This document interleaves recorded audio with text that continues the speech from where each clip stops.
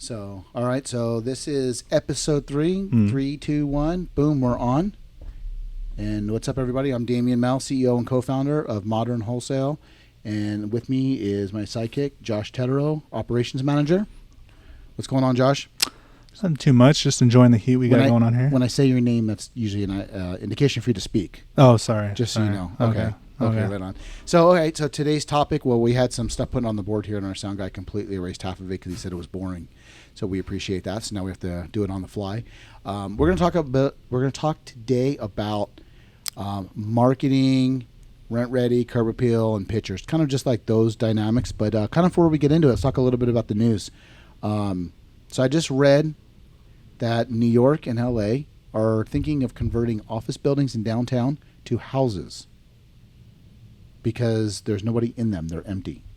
Well, yeah, ever since COVID, it's like they couldn't break away from the working at home, basically. Yeah, they said that there's a massive decline in rental space being used for offices. So they're talking about turning them into housing, which I'm sure that's going to take a while, but that would be interesting. That would bring a lot more inventory to downtown LA because there is a lot of empty office space there. And I was just in downtown LA, and it's a shithole. It looks bad. It looks really bad. It's. I feel like I was driving through Baghdad. It's gotten worse since I was there last, and that was just a couple of months ago. So I'm not really sure adding more inventory is going to appeal to more, to more renters. Well, they sold the bridge listing. We talked about that earlier, I think. 250. Yeah. No, actually, I think it was more than 250. I'd have to look. I just know it started around something like that, and it went up, I believe. So well, I know their new 6th Street bridge is pretty badass looking. It's, it's beautiful if you want to live under it, but it is really nice. It is really nice. So we just saw that. We were in the Arts District, which amazingly, the Arts District has no homeless people in it.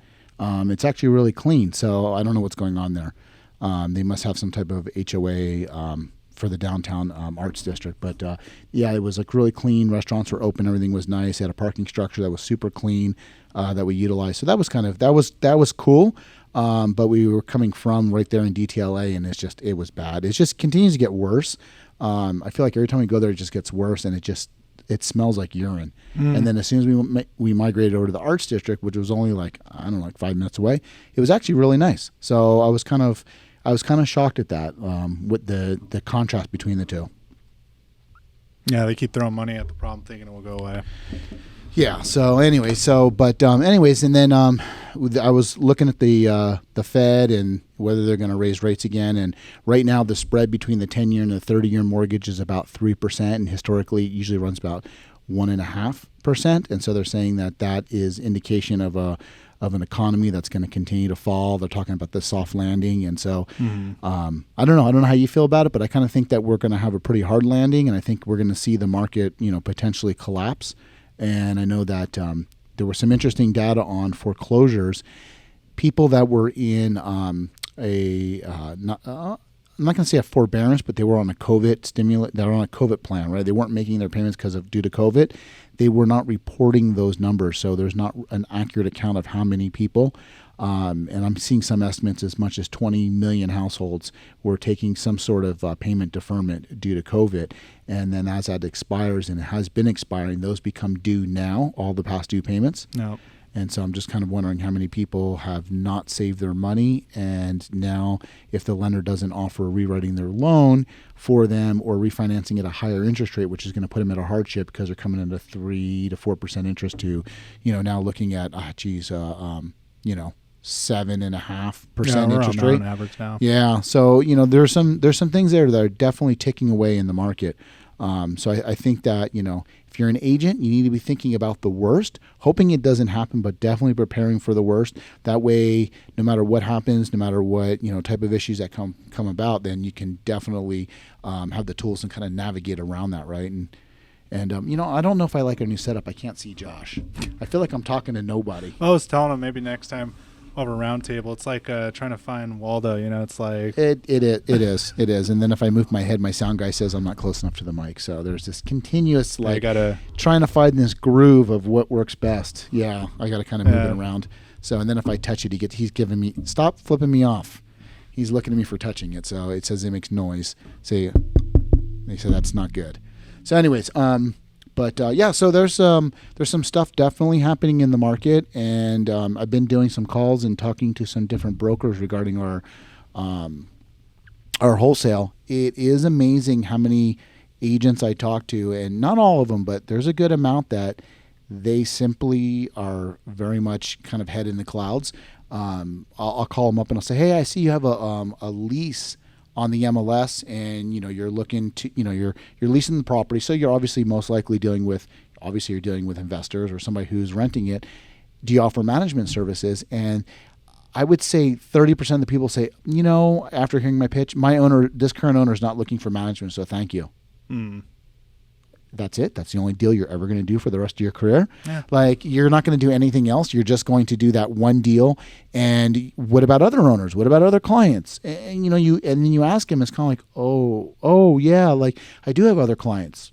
I think they're so zoned in. They don't see a bigger picture too. No, everybody's in a rush. What happens is they're in a rush, and you're trying to talk to them, and they're not processing what you're saying. And here's the thing: if you're in the sales industry, you need to slow down. You need to listen to what someone is telling you, digest that information, and then turn around and come back with what is the most relevant feedback based on what they said, right? So if you can't listen for 2 seconds and understand what someone's saying, how are you listening to your client, right? And so I think it's important, right? Like the agents need, some of these agents need to slow down.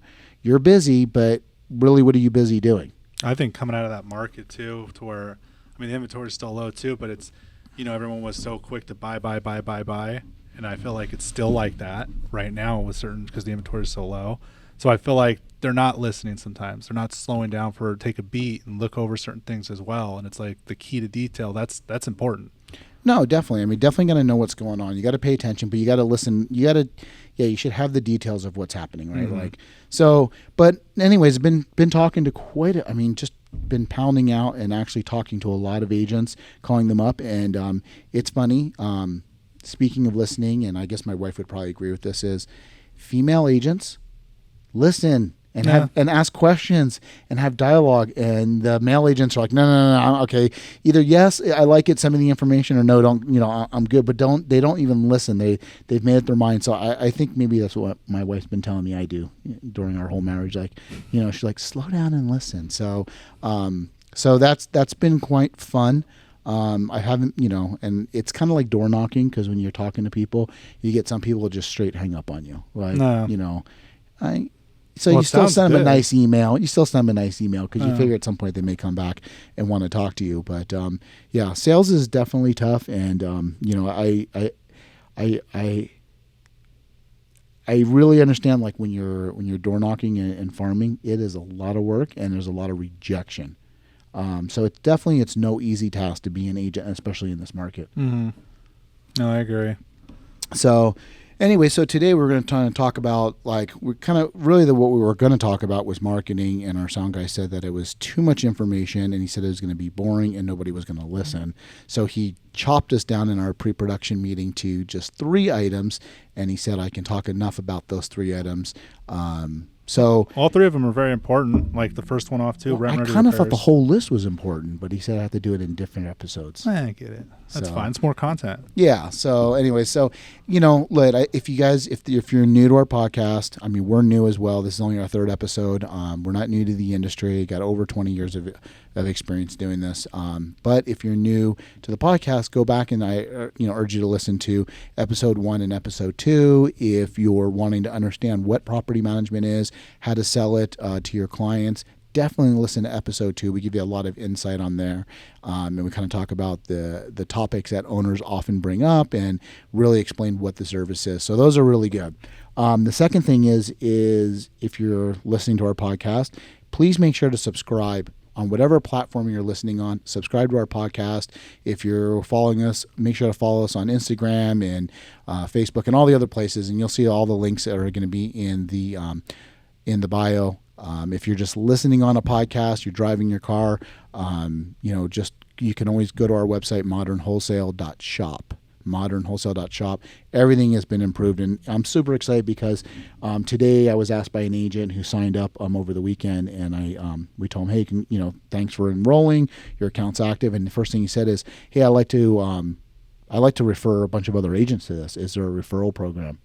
And I said, there is. We're coming out with one, and obviously a financial incentive for agents. So we are coming out with a referral program, and I'm hoping to have it live in the portal probably in the next week, and allow agents to register. And then if they're and then it'll send them an automated link to their referral person, the referred agent, and they can sign up, and then they'll get credit for that, and they'll get a financial incentive for doing that.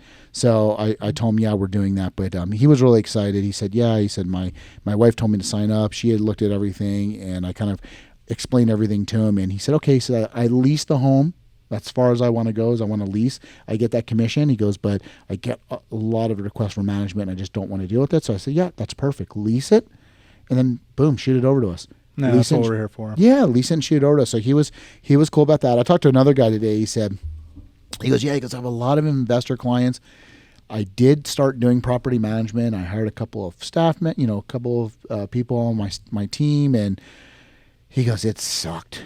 He goes, I hated it. He goes, I did not like it at all. He goes, it was just tedious, a lot of detail, a lot of phone calls.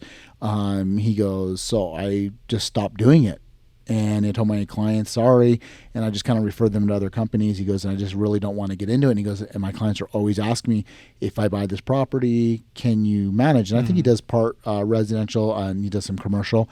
And I think he was doing some probably mixed units, right? And I told him, dude, this is perfect. Totally perfect, right? Like, yeah, nobody wants that. And so he was like, yeah, I didn't like it at all. So I said, okay, we do all the work, you get all the glory. Yeah. So he was like, yeah, this is cool. So that was cool. So, I mean, it's good getting some positive feedback in the market, besides the ones that hang up on you and tell you to F off. Yeah. It's usually like old ladies. Click. Yeah, they're only on one mindset. Yeah, usually. so no, that was cool. But did you hear that? I kicked the table, sorry. All right, so cool. Let's talk about a little bit about our topic today. So rent ready, talking about marketing, it's really about making the property ready for marketing, right? And so, one of the big topics is rent ready repairs. We call them rent ready, like making the property ready to be rented. This is super, super, super important. So I got to tell you, so there's some differences on the type of clientele. If you have clientele from different parts of the world, they have different views on this topic.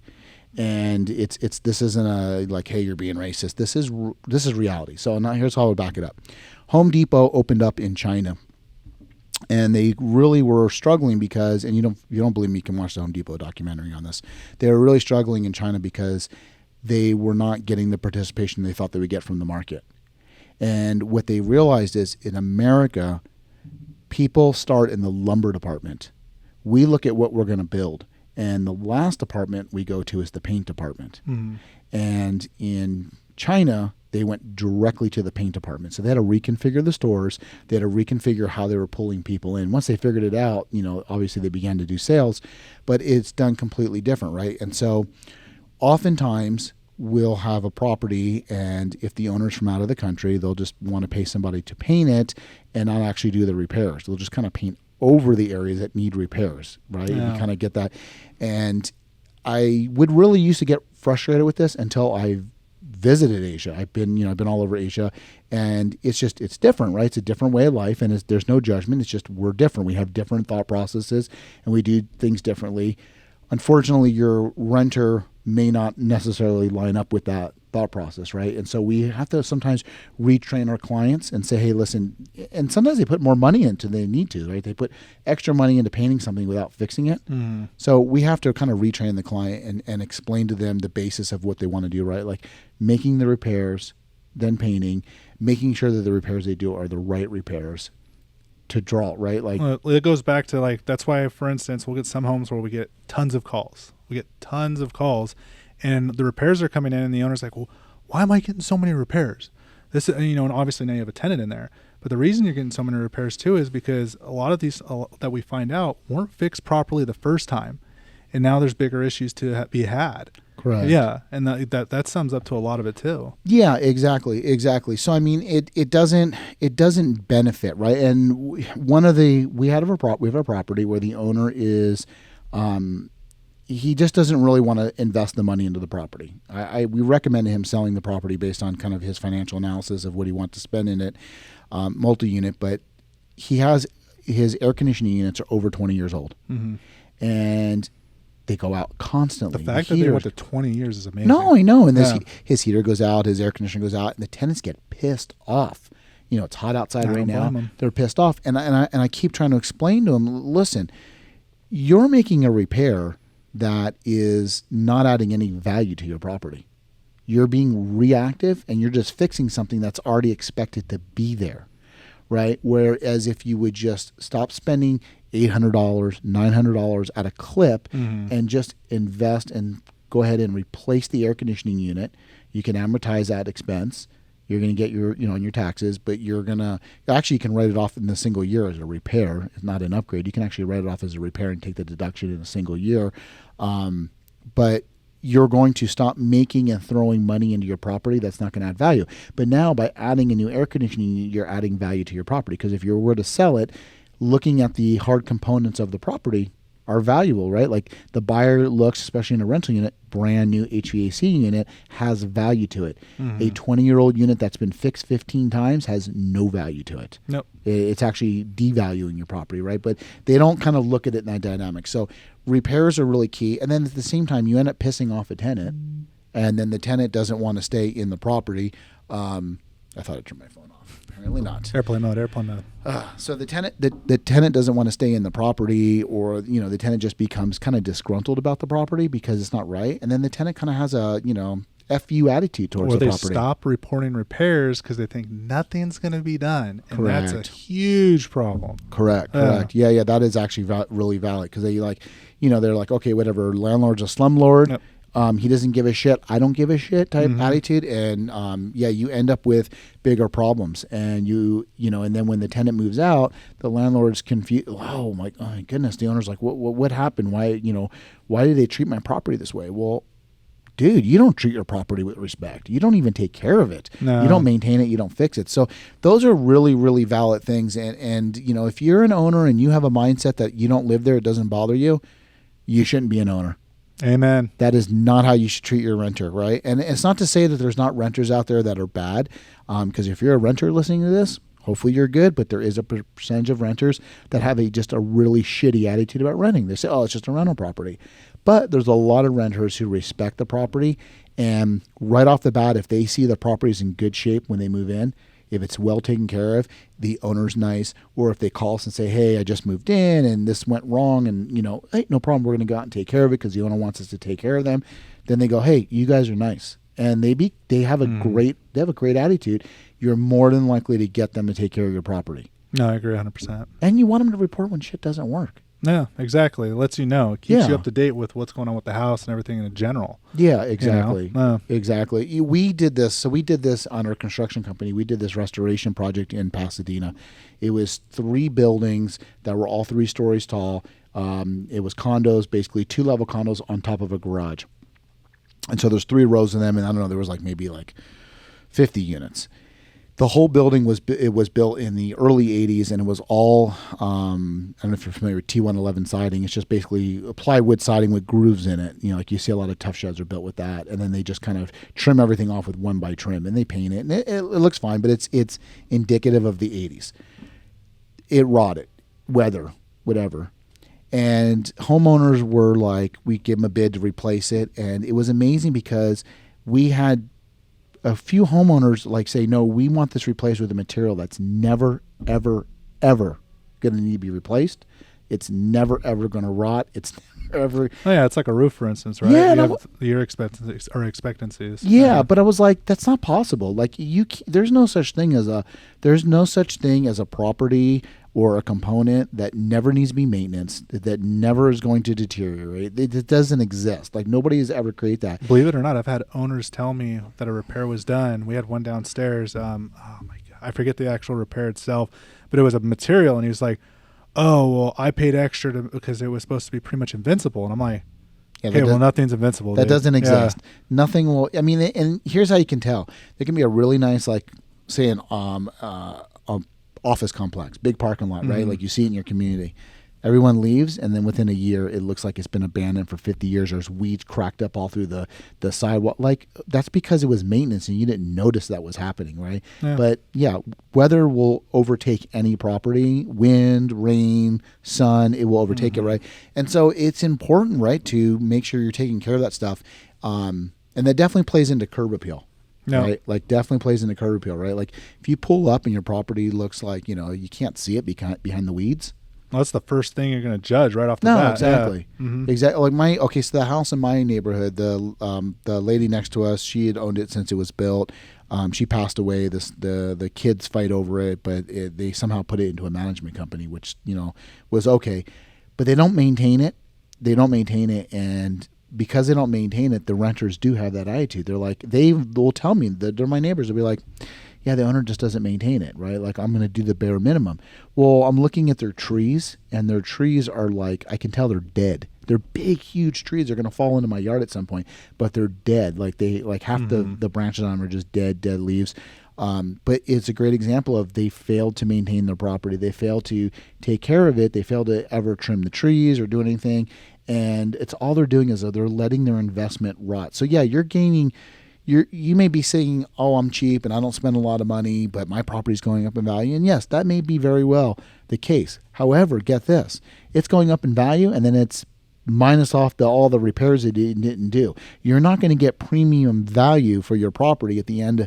What you're going to get is a guy saying, "Yeah, I buy fixers." Well, yeah, that's like we'll get owners that call us up too, and they're just like, "Well, I did my research, and you're telling me my home should be at a lower value," and we tell them, "Well, that's because of what's going on with your home. You got to realize, what homes did you look at?" And I was like, it's not just the location anymore. It's what's on the home, what's done to it. What does it look like from the outside, the inside, keeping it up to date, because it's like, you got to remember those things as well. Yeah, exactly. If you go in your home, say it's built in a lot of homes built in the mid 70s, right? Like 3 and 4 bedroom homes, 1,800 square feet.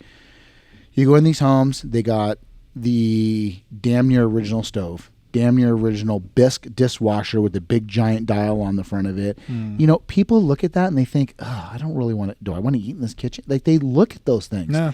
And so you say, yeah, but I rented it quick. Oh yeah, sure, you rented it, but who did you rent it to? Exactly. If you're willing to accept that, what does that mean for your standard, right? Like, I'm not going to live in that. I'm not going to use an old dishwasher from 1982. I'm just not going to do it, right? I want a new stainless steel dishwasher, right? I want something nice.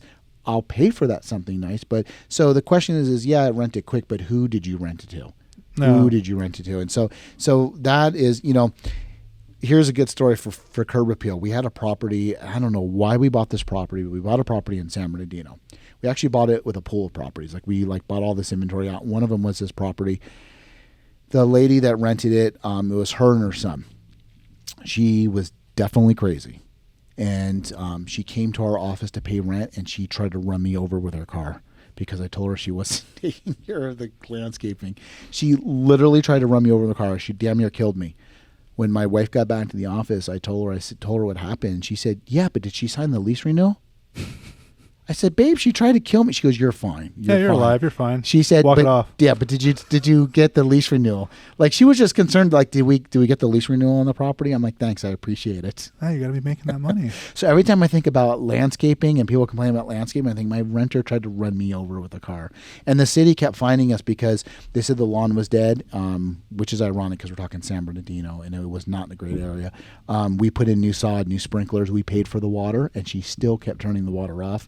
And it finally got to the point where we got her to move and sell the property. But it was freaking drama. I mean, it was drama. It's like, I mean, she was probably a really bad example of, I think we inherited her, to be honest with you. I think we inherited her when we bought the property. But when you're looking at curb appeal, like a nice green grass, nice maintained trees. Yeah. It doesn't have to get crazy, right? It doesn't have to get crazy, but just make it look decent. So, God, if they invite their friends over, they're not embarrassed that they're living in a, Well, yeah, and that's going back to probability. It's not saying like the nicest home too. You could potentially still not have the greatest tenant, but you're lowering your probability of having a crappy tenant. That's the whole standard. Yeah, to it, well, yeah, exactly. And so in two is what I noticed is, before, people would want to see the home in person, right? And a lot of agents out there are going to say, well, I lease homes. They want to see them in person.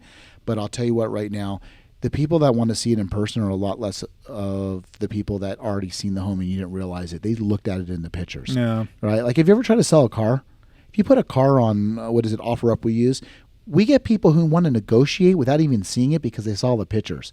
The younger generation just looks at pictures, makes up their mind, and where I want to see everything. Like, a picture can be very deceiving. A picture can make it look good. It can make it look big. You can use a fisheye lens. You think this place is massive. You get there and it's a box. But so, when you're talking your repairs, you're talking your curb appeal, and then you're talking, let me take pictures to market this, it needs to reflect that because – yeah, for every one person that wants to see it, probably 50 people have already looked at it and made up their mind based on the pictures that they've seen. Yeah. So that's like really important too. Like we try to tell our guys, like, we want really good pictures. Like, my pet peeve is, how many pictures do you see of a bathroom with the toilet seat up? Yeah, a lot. I hate that. Close the freaking toilet. Like, right? Like, people don't even care it's in the background. It's almost kind of like when people take selfies in their bathroom. Oh yeah, I've seen. And they homes shouldn't where they because really there's something in the background that is not. There's really good details in toilets online. Yeah. So it's so yeah. I mean, basically, how things look are really important, right? Yeah. I mean, I can't stress it enough. Really good pictures, and pictures for two things: pictures for marketing, but pictures for documenting. Right? Like, you want to document a property. So if you're an agent and you're like, hey, I do leasing, so I go through and I take pictures of the property. You want to take pictures for two reasons, and you don't want all your pictures to go online. You want some pictures to go in your file, right? Yeah. And so you want to take pictures of, hey, this looks good. This is what, the renter wants to see. This is going to draw people in. But at the same time, you want to take pictures to document. You want to take it far away, up close. You want to know the conditions of things, right? Yeah, it's like writing a note. You can never have enough. Yeah, right. Picture tells 1,000 words. So when the renter moves out and says, "Hey, I didn't do that," you can be like, "Funny. Here's what it looked like before you moved in." Yep. It's time stamped. And that becomes your kind of your confirmation. But yeah, so and don't take a picture in the mirror with yourself in the picture. Oh, I love those. The bathrooms. Love those. Guy over here. Yeah. Our sound guy who takes pictures and does the back. How come you cannot take pictures without you, where you just like to see yourself in the picture? They've got, but hey, he's saying it's hard. I showed a repair guy downstairs to our coordinator. I was like, check this out. I did a couple homes, and he was like, yeah, I don't see you. I only see your pinky one time. And I was like, that's how good I got. I was like, you don't see, like, sometimes you can't avoid it, but you can get like, with a small slight peeky in there, just crop it later. So.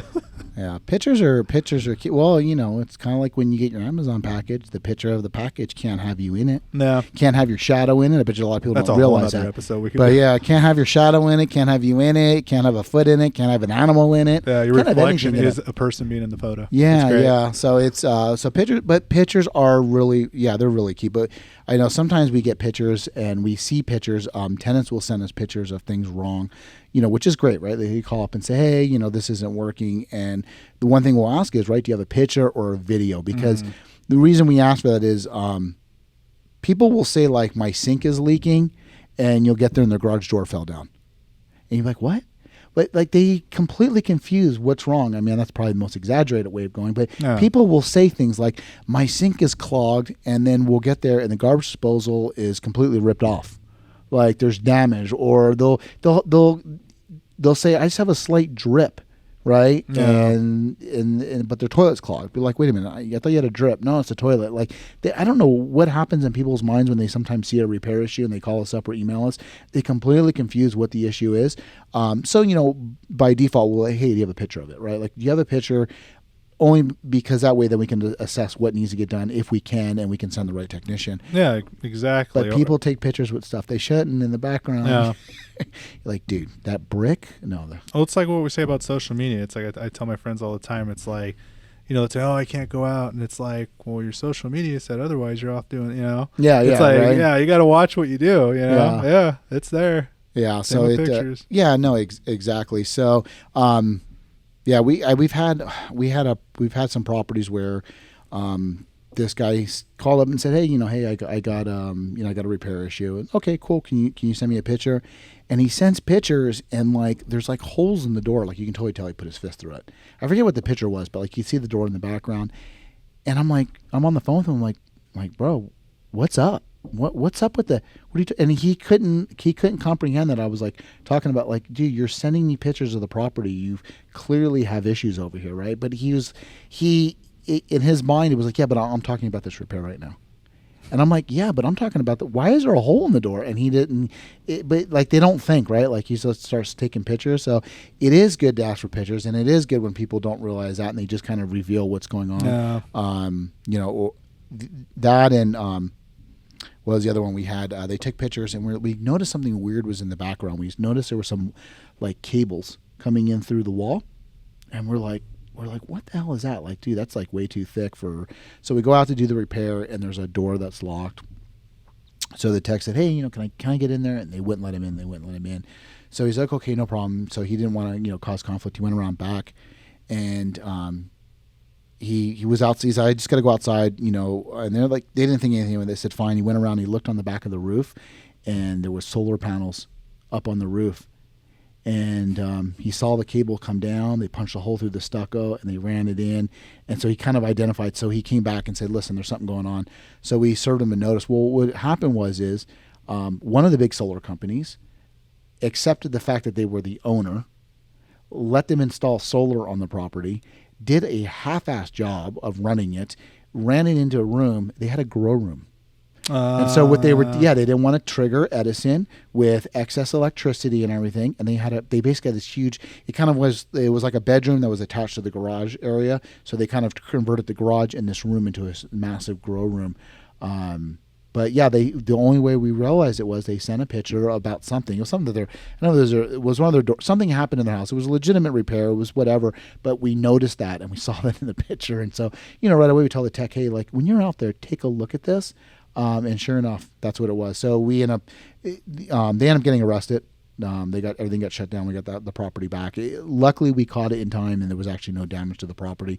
The solar company came back, took off the solar, apologized, made any repairs to the property because they realized that they're just trying to sell. They screwed up. They didn't have the property owner's permission. The owner's like, nah, I don't really want that anyways. But yeah, it is funny to see what people will send in pictures. Nah. So what's going on? Anything happened down the floor that we want to share in this episode? Well, I mean, we can talk about, since we're bringing up repairs too, that other home we had in San Bernardino where the lady didn't give any notice, and she finally just texted us basically saying, "This home's a disaster. I'm moving out." Yada yada, and we're like, "Well, why?" And we looked up. She never reported anything or nothing, and she's like, "Oh, well, it's health and safety to my family." And we're like, well, ma'am, you didn't report anything. And then she would stop responding to us. We're like, okay, well, we need you guys on the property, right? So we go down there. One of our senior techs goes down there, and he gets in there, and he's just like, Josh, this place is a disaster. Like, it's bad, And so he's gathering an estimate up, going through all of it. And we get the photos in before they moved in. They were only in there for like 3 years. And it blew me away. They literally have 2 by 5 feet of holes where a shower used to be. Holes in the doors, all this crazy stuff happening with like pipes coming out of the wall. Like they really took this home for a spin. And this was a property that the owner had give us with the tenant already in it, right? The tenant was already in it. Yeah. Mm-hmm. But he gave us, we saw the marketing. He did take our advice. I remember that. He took our advice, took the marketing pictures. The property was fine, right? Yeah. Well, before it looked great. Yeah. I don't think he qualified as tenant very well. Yeah. But definitely, that's crazy. Okay. So here's the good news. It was good news that she just bailed. Oh yeah. Right. If you have a tenant that just bails on you, that actually is a positive. And a lot of people say, well, how's that positive? It just left. And I know we just had another renter recently, which happens from time to time. So actually, it was a same thing. It was she bailed. It was a decent home. She took care of it, but she bailed with no notice, and she just said, "Look, I can't afford it," which I appreciate that. Yeah, exactly. Give up the property. Don't make me evict you. Don't cause thousands. But yeah, that's crazy. So she couldn't take the property anymore that she created. Mm-hmm. Yeah. So ma'am, I think the problem is you, and you're bringing you with yourself. No, that's what blows me away. A home like that can just be completely destroyed in a matter of 2 to 3 years. Yeah, It's insane. And I think too, as I bet you, if we look at that, where you have your rental properties is a big deal. That right? is location. Exactly. So if you have your rental properties in far away, high desert cities, not all high desert, but far away, really out there, boonies areas. If you have them in the heart of, San Bernardino or an area where is Hemet. high, or Hemet, where there's high crime area, you're going to have a higher rate of eviction. You're going to have more repairs and, potential devastation that can happen to your property. If you have properties in nicer areas, you're going to get higher rent, higher appreciation. It's going to cost you more to acquire the property. But and then people would say, well, I buy out there because it's cheaper. I right? get like that. it's cheaper, but if you buy cheap stock, you get cheap returns. Exactly. Don't expect to be making tons of money and to keep that rent increase. Like obviously keep the rent increase going, but it ain't going to be any big rent increases compared to obviously other areas or certain homes too. Yeah, exactly. Well, and a lot of owners say, "Hey, I buy out of state because it's cheaper." Okay, so you bought a $200,000 house, it goes up.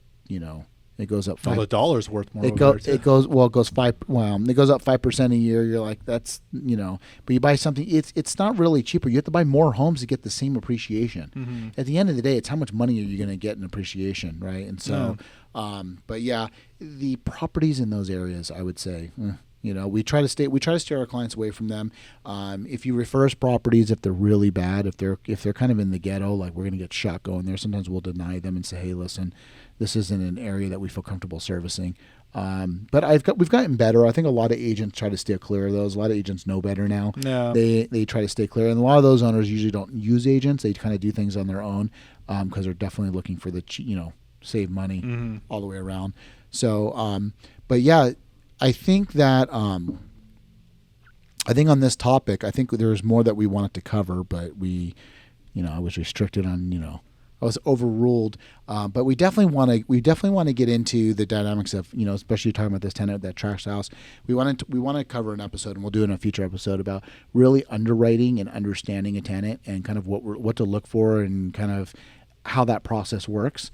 I think that there's a lot that can be said on that topic, especially in our state, pitfalls and things like that. So we'll definitely have to cover that. No. I was going to somehow try to cram that into 5 minutes of time that timeline, but in reality, that's probably a 45-minute topic all in itself.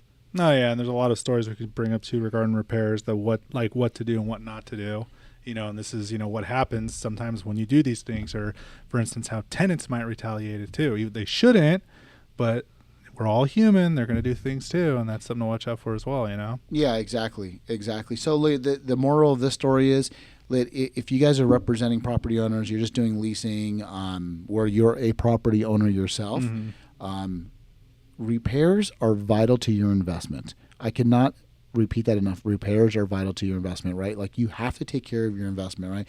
You wouldn't buy, and we had a topic once in our newsletter, you wouldn't buy a Ferrari. Well, maybe you would, and throw it in the backyard and let it, I wouldn't, right? But like, would you let your Ferrari sit in the backyard and rot? Not wash it, not cover it, not wax it, just let it rot. Let weeds grow all around it. And you're like, no, I would never do that. Okay, well, you can buy a California Ferrari for like $230,000. Good luck finding a house for that price. No. You own a house that's worth $500,000, upwards to $1 million or more based on the area you're in. Yet you're treating it like you don't care. That's a problem. So I think that owners, if you're an owner again, and if you're an agent, take stock of what you have, right? Because if you want your investment to yield a good result, you have to put some love and care into it. Yeah, and I think that goes for a person and all their items too. It's like how you brought up the car. It's like I feel like anyone who treats the car, because it's like, even with the guy, it's funny with guys with like their old little Civic or something, and it's like, but that thing looks meticulous, it looks nice, clean. Yeah, right. Yeah, it says a lot. Your value, you get your value out of it. Exactly, right? You get your value out of it. So I just can't stress enough. I know 3 podcasts so far, and all 3 podcasts we talked about repairs because it's literally the number one. We're always going to be talking about repairs. Yeah, it's the number one headache. So, anyways, all right, guys. Well, I think this is going to wrap it for this episode. Unless you have anything you want to add, Josh. No, I mean, this episode was sponsored by Holt and Palm. Come down here in Ontario to get your plants, furniture, or anything else. Downtown Ontario, absolutely. And if you're in the real estate market, you're an investor, or you're a developer, I'm going to tell you, downtown Ontario is absolutely awesome. Oh, it's booming right The here right city now. We is- got new apartments right there happening and Dude, everything. our barbecue place is going to open. They just rented another restaurant to I'm a excited. tapas I'm excited for the place. food. We're getting a whiskey bottle shop around the corner.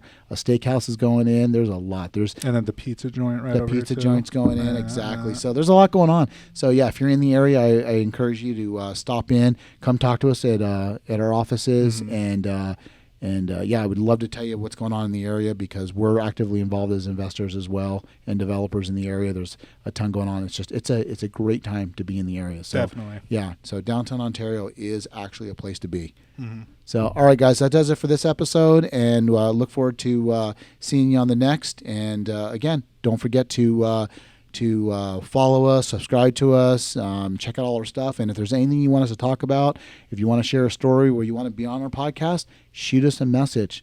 We appreciate it, guys. All right, we're out. Peace. Hey guys, this is Damien. Thanks for listening. Hope you enjoyed listening to us ramble about real estate and property management. Don't forget to check out all our social media and visit our website for wholesale property management. You can find the link in the bio. If you have topics, questions, or crazy situations you want us to talk about, send us a message. See you on the next episode of ModTalk.